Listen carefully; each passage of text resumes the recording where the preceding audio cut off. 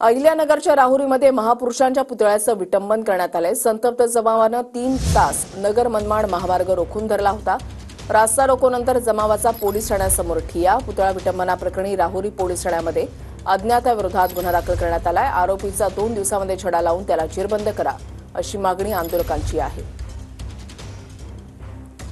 पुतळा विटंबनाप्रकरणी राहुरी पोलीस ठाण्यामध्ये अज्ञातांविरोधात गुन्हा दाखल करण्यात आलेला आहे। आरोपीचा 2 दिवसांमध्ये छडा लावून त्याला जेरबंद करण्याची मागणी करण्यात आली।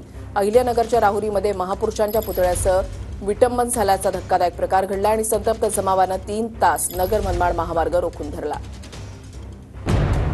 अहिल्यानगरच्या राहुरीत महापुरुषाच्या पुतळ्याची विटंबना केल्याचा प्रकार समोर आलाय। राहुरी शहरातील तालीममध्ये असणाऱ्या अर्धाकृती पुतळ्याची विटंबना करण्यात आली।